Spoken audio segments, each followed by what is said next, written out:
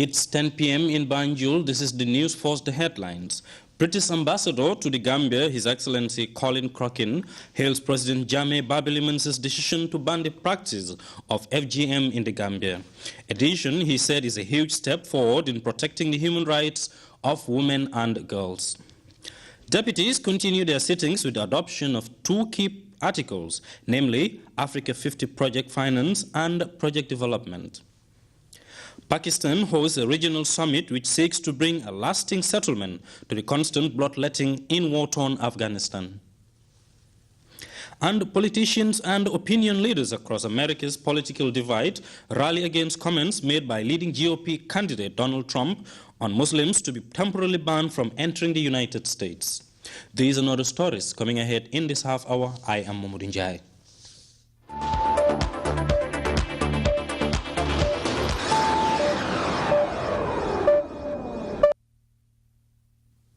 The British top diplomat to the Gambia has hailed the president's pronouncement banning FGM in the Gambia.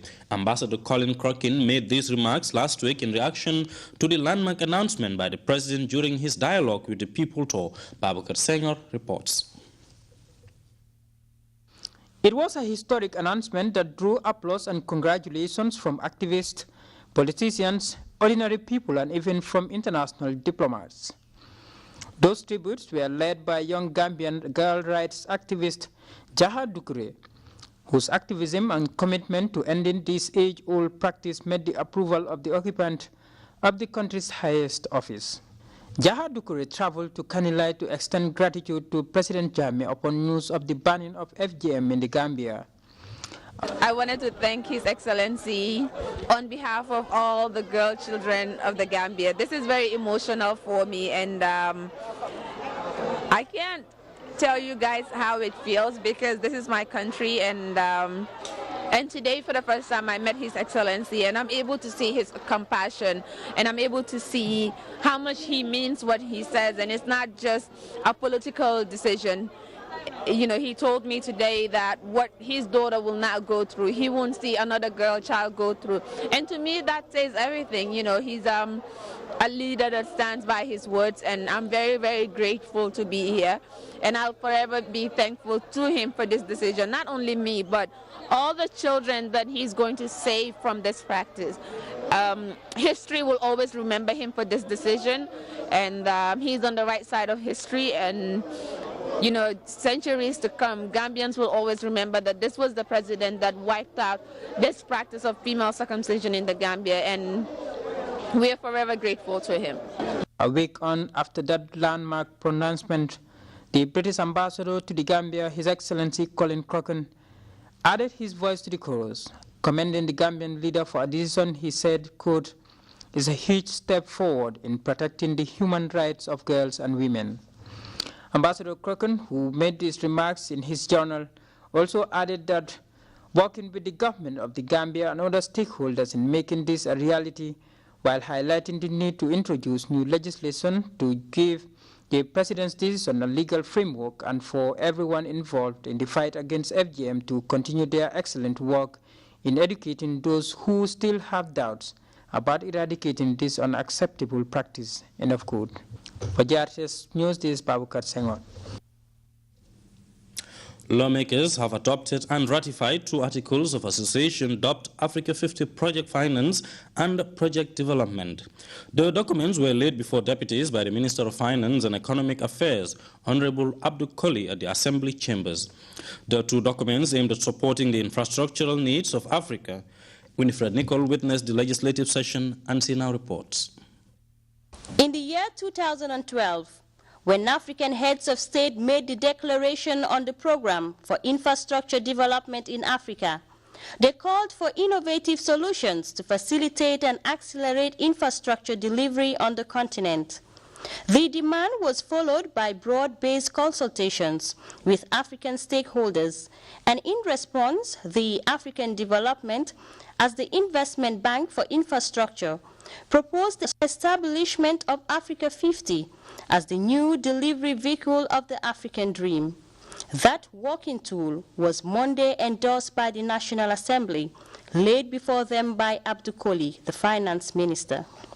Africa 50 is an independent, profit-driven, commercially managed entity that will provide a means for private investors to bring fresh capital to infrastructure development while securing a return. The result should be a significant boost to efforts to ensure sustained economic growth on the African continent. Africa 50 will focus on large-scale, transformative, commercially and developmentally sustainable infrastructure projects. Africa 50 recommends the establishment of high-impact national and regional projects in the energy, transport, ICT, and water sectors. Africa 50 focuses on commercially sustainable projects. Its operations are carried out through two business lines. The first one is project development. The primary objective of this segment is to increase the number of bankable infrastructure projects in Africa. This will be accomplished through substantially increasing funding of early-stage project development activities made possible by innovative partnerships and incentive schemes. Further, Africa 50 will make skilled legal, technical, and financial expertise available to projects from an early stage of development, sharing costs with member governments and developers, and recovering its funding at financial close or through a carried interest in the project. The Africa 50 business model attracted the attention of the lawmakers, developments which led to the adoption of the document presented to them. The Africa 50 is headquartered in Casablanca, Morocco, where the 2015 Historic General Assembly of the founding stakeholders of Africa 50 took place, giving birth to the Africa 50 Project Finance and Africa 50 Project Development as two independent and distinct companies operating entirely on commercial basis with the ultimate goal of supporting the infrastructure needs of the continent. It was the position of the headquarters which attracted debate among lawmakers prior to the adoption of the document. Deputies wanted to know what the municipalities and local governments take on Africa 50. Minister Colley provides the answers. In terms of headquarters, do we say because you are not a member of AU, you should not host any African initiative? We did not think of it at that time. One, ADB is, the Kingdom of Morocco is a member of the African Development Bank, despite not being or not participating in AU activities. So maybe we could have started there and said, because you are not participating in AU activities, you should not participate in African Development Bank. But that did not happen.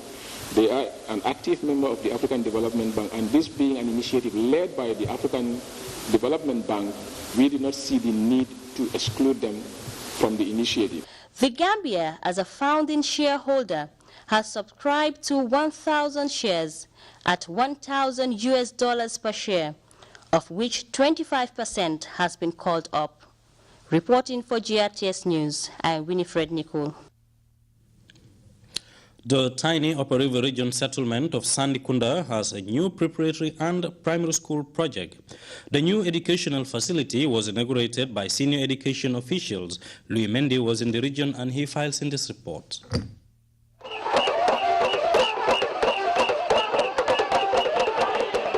A festive mood at Sandikunda on Thursday morning. The Upper River Region settlement was celebrating the birth of a kindergarten and a primary education project. British couples Ryan and Sylvia, supported by the UK Trust, are the emblem behind the development. I think it is a building which will stand for many years, and hopefully it will provide for the children of Sandikunda and the surrounding villages for many, many years to come. But a building is just a building. And if it just stood there empty, it wouldn't do anybody any good at all. The philanthropists who are now enjoying their 54th visit to the Smiling Cafe has injected substantial resources into education with the aim of bettering the sector. The Sandikunda project is the latest. The Kelly family was led to Sandikunda by Mrs. Claudiana Cole, the Education Director for Region 6. We have a magnificent building. And I want to say a very big thank you to the contractor, Mr. George Dunn, for a wonderful work that he's done. I would like to greet my friends of Sandikunda in their own language. Tanala, Sukabe, Nopinde. Mrs. Cole, popular in the region for not only bringing access to education to some hard-to-reach settlements through philanthropists, the veteran is also understood to have succeeded in convincing many parents to drop cultural values, militating against girls' education, example, the early marriage. The total amount for the classrooms and the toilets was in the tune of $2,150,000. And the well costs about $250,000. And all these monies came from the people of the United Kingdom. The inaugural ceremony was graced by Governor Omar Sampo Sise and Babukar Boy, the Permanent Secretary at the Ministry of Basic and Secondary Education.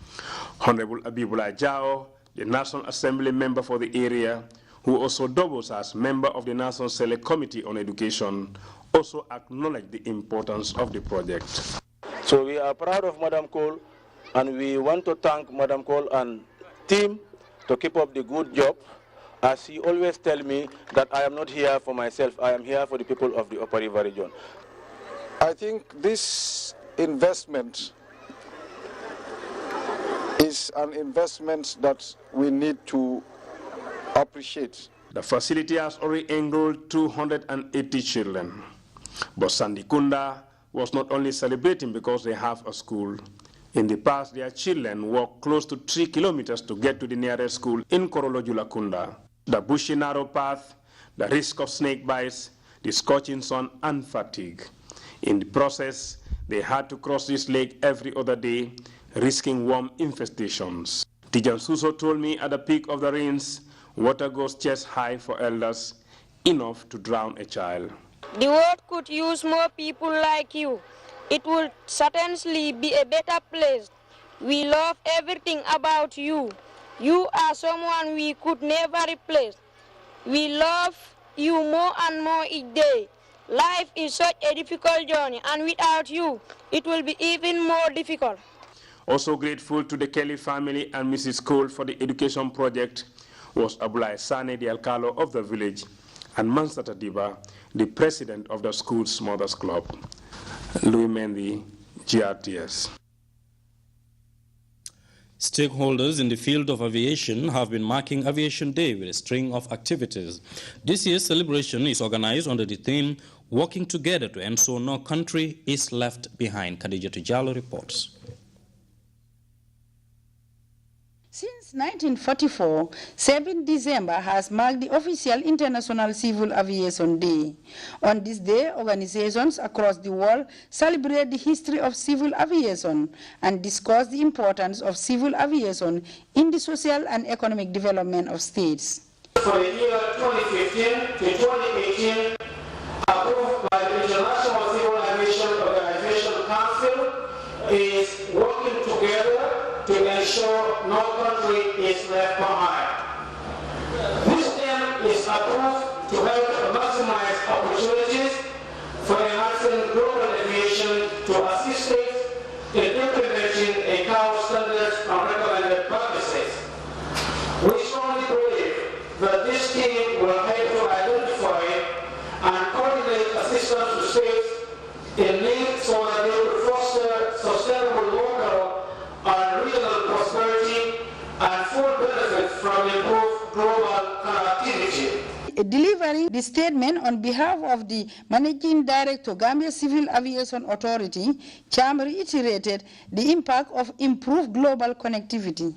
Today, air travel is a well-being of our global society, driving international tourism and trade, which in turn generates economic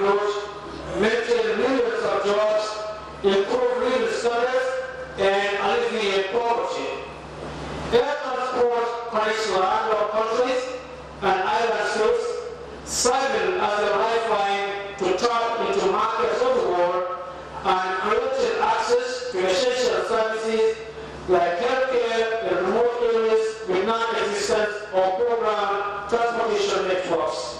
The biggest challenge facing the GCAA, Cham said, was how to maintain and improve on gains made in the consistent growth of air traffic.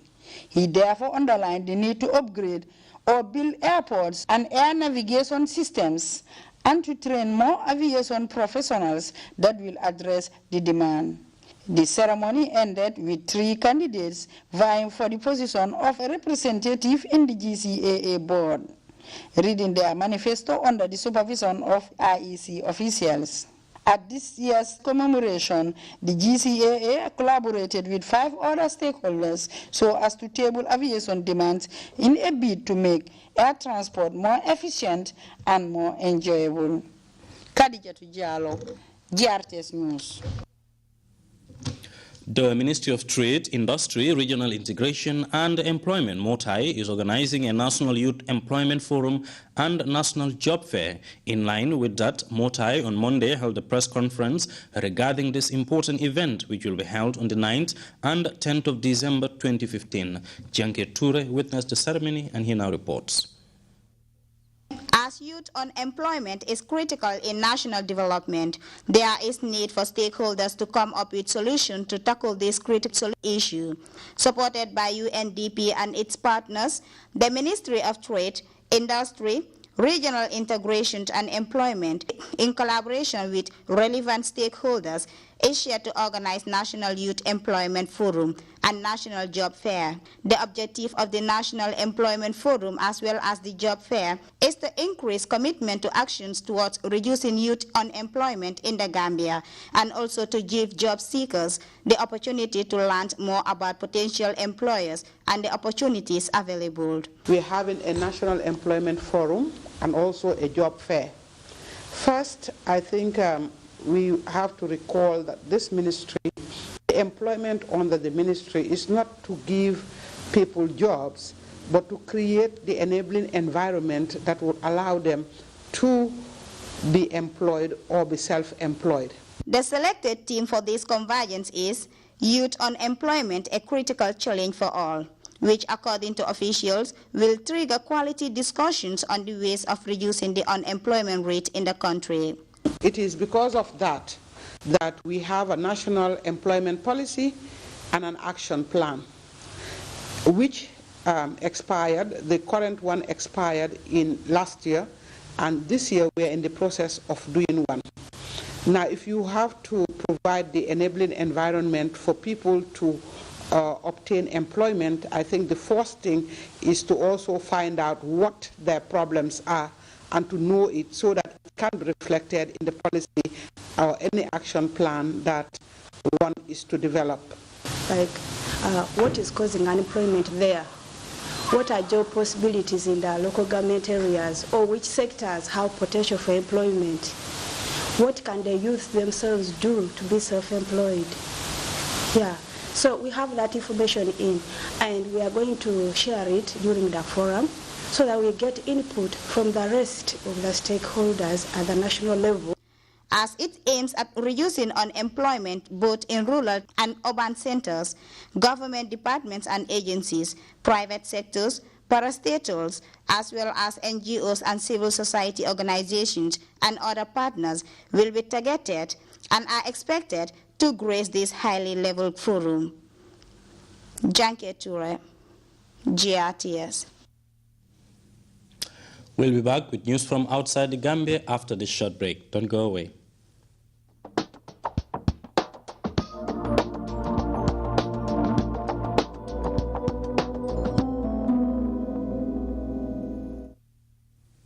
Welcome back. Finding peace and stability in Afghanistan. That is the aim of a regional conference underway in Pakistan today. Afghan president is looking for support with constant terrorist attacks, taking a heavy toll in his country, especially the capital, Kabul. We take a look at the situation in Kabul, where the people are living under the constant threat of bomb attacks. Her grief is overwhelming. She weeps for their sons, buried under rubble and broken glass. These are her son's clothes.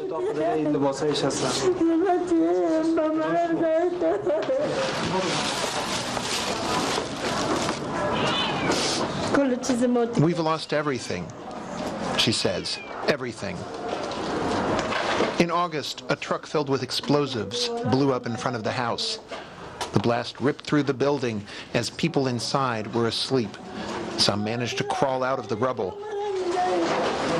But Abdullah, a teacher, and Masood, his older brother, didn't make it. The poster is an homage to the dead and a symbol of peace.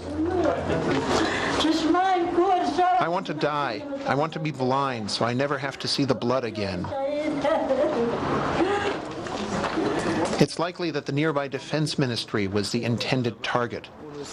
But government buildings have thick walls, unlike residential housing. Everyone knows what's happening in Afghanistan. It used to be good, but now the government can't protect us. That's why so many Afghans are fleeing their homeland. The Zoltanis have moved in with relatives. Their wounds are still healing. Glass shards remain in their bodies. They've had to cover the medical costs themselves, some 15,000 euros, more than the family earns in a year. They're thinking about getting out of Afghanistan, just leaving. 3 family members have already made it to Germany. If Afghanistan were peaceful, would people still leave for Germany? Why throw away so much money? Kabul residents live in fear. Hardly a day passes without killings. The victims are usually people who were in the wrong place at the wrong time. In the first half of the year, nearly 5,000 civilians were killed or injured in the country, numbers not seen since the fall of the Taliban nearly a decade and a half ago, according to the UN. It's a country with a recent and horrible conflictual past, 30 years of war, and it has a future which is opaque. So the combination of the recent memories and an inability to see the way the future will play out creates the conditions for people to give up hope. In October, a suicide bomber blew himself up here. He wanted to target foreign soldiers, but he set off his explosives outside Zahner's shoe store. He'd already lost 2 of his sons in the earlier bombing. Now his financial survival is at stake. I have so much debt. If it happens again, I may have to set myself on fire.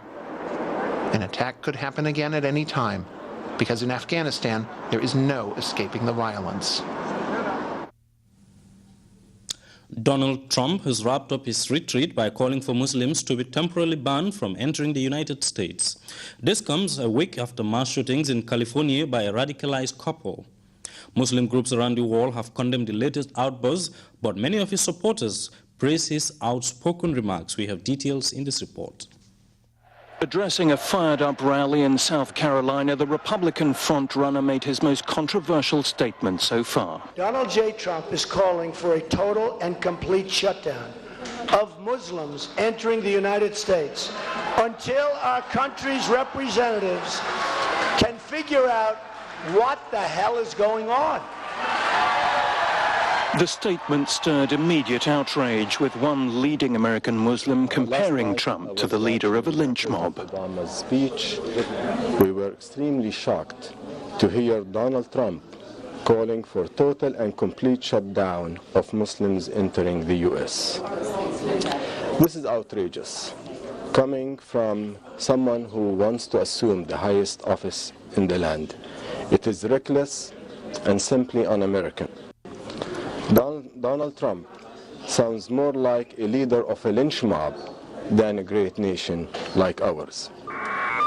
Trump's statement follows last week's massacre in the Californian city of San Bernardino, during which a radicalized Muslim couple gunned down 14 people at a social services center. As people commemorate the victims, opinions on Trump's proposal are divided. I think it's a good idea with everything that's going on in the world right now. I mean, It sounds harsh, but reality is reality. Donald Trump, I don't know. I don't vote for him, and I'm going to be on camera saying it. I mean, I don't vote for him, and I approve of some things he says, and I approve of some things he don't say, because he just talks a lot of smack. As the people of San Bernardino continue to mourn their victims, one thing's clear. Like the rest of the nation, they are anything but united on this issue. We take our second break now. Don't go away.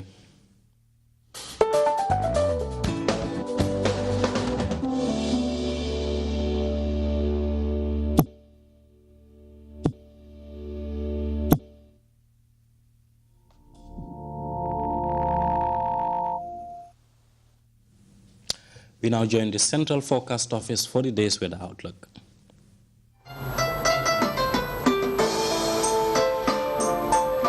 The Gambia is endowed with a wonderful landscape full of baobab trees. Like its Cape Point in Bakau, it is one of the most exotic sceneries in the world. The baobab tree is a symbol of resilience, wisdom, and resourcefulness. For the baobab tree provides good food in times of hunger, rents its bark for medications, and its sap for glue.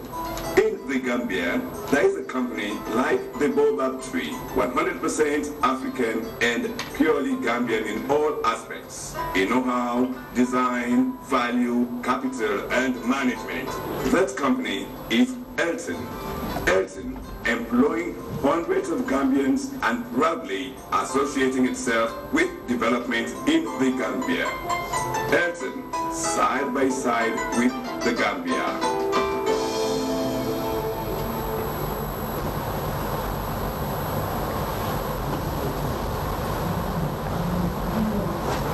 Hello, good evening and welcome to the weather forecast. The entire country was dry and sunny during the past 24 hours. And for the satellite image shows convective cloud over central and southern part of Africa. Tonight the weather is expected to be cool and dry, becoming misty over the forest areas. While for the day tomorrow the weather is expected to be cool and dry, becoming sunny and warm in the afternoon. Surface wind will be northerly over the coastal areas and northeasterly over the inland areas, and the speed will vary between 10 and 20 kilometers per hour. Minimum temperatures across the country will be 17 degrees over the Greater Banjul and West Coast, 16 over North Bank, 15 over Lower River, and 13 over Central and Upper River region. And for the maximum temperatures will be 31 degrees over the Greater Banjul, 33 over West Coast, North Bank, and Lower River, while 36 over Central and 37 over Upper River region. Low tide will be 0.5 meters at 2 a.m. and 0.3 meters at 3 p.m. High tide will be 1.5 meters at 9 a.m. and 1.6 meters at 9 p.m. The wind will be 1 to 2 meters northerly swells. The sun will rise at 18 minutes after 7 in the morning and set at 18:35 in the evening. We thank you for watching and good night.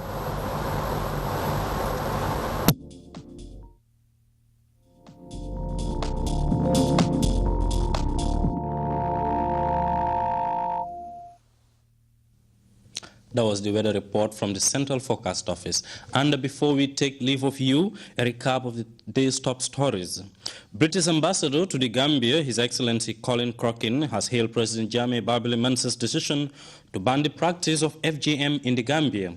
A decision, he said, is a huge step forward in protecting the human rights of women and girls. Deputies have continued their sittings with the adoption of two key articles, namely Africa 50 Project Finance and Project Development. Pakistan is hosting a regional summit which seeks to bring a lasting settlement to the constant bloodletting in war-torn Afghanistan. And politicians and opinion leaders across America's political divide have rallied against comments made by leading GOP candidate Donald Trump on Muslims to be temporarily banned from entering the United States of America. Well, that was all in this edition of the News at 10. Thanks for the pleasure of your company. To stay with GRTS.